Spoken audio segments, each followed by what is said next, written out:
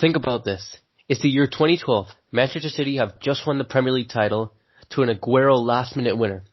You fall into a coma suddenly and wake up in the year 2019. You turn on the TV to see what the Premier League table looks like. Not only are the likes of United and Spurs mid-table size, but Leicester City, who have not only won the Premier League in 2016, are second in the league. Arsenal, Chelsea, Liverpool, Man City, Manchester United, and Tottenham almost seem to have a guarantee on the top places in the Premier League. But things could be about to change.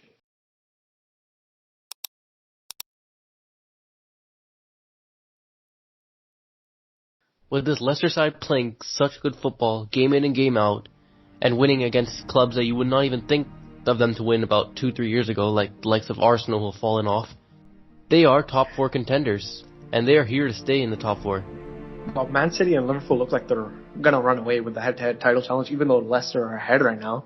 The other 2 spots in the top 4 are very much up for grabs, and I think the top 4 is already settled with Man City, Liverpool, Chelsea look good, and Leicester. Yeah, I couldn't have said it better myself.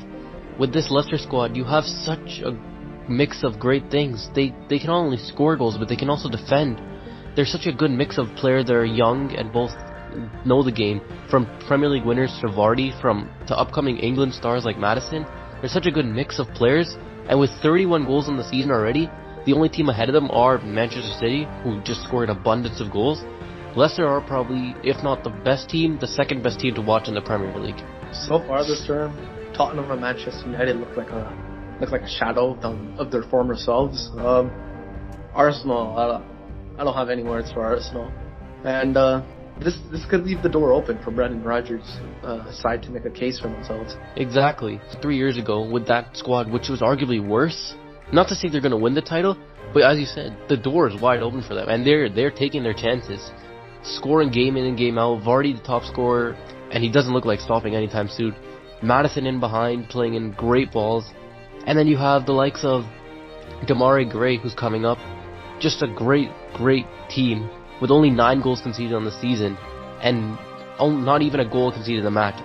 Top 6 club supporters can't help but admit now that the 6-horse race may now have welcomed its 7th competitor. Let's not get too ahead of ourselves. Of course, there's so much time left in the season, but let's just look at the first half of December and what Leicester have to take on. First off, Everton at home, then Watford, then Aston Villa, and then finally ending it off with Norwich. Now, me personally, I could see them grabbing all 12 points from this run of fixtures. Yeah, but you also got to remember, when the January transfer window opens, all these top 6 clubs are going to come and swoop all of Leicester's talents. That's what Brendan Rodgers, I feel, has to be weary of. After letting go of Maguire and seeing what he's turned into at United, which he's not a bad centre back, it's just United are not playing well, and he's got to be weary of who he lets go and who he keeps. If he's going to let someone go like Maddison, you're just going to have to bring in someone as good, if not better than him, and that's just hard to find these days, especially with the money going around in football.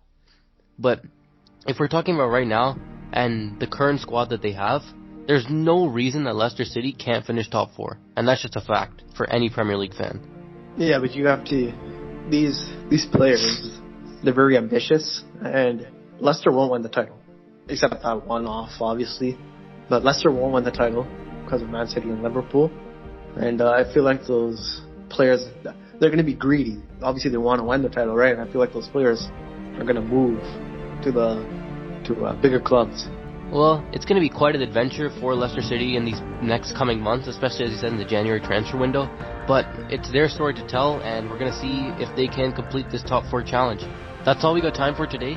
Make sure to like, subscribe, and share, and please give us feedback in the comments on what we could do better in the next video, and let us know as well, is Leicester going to finish in the top 4? See y'all next time.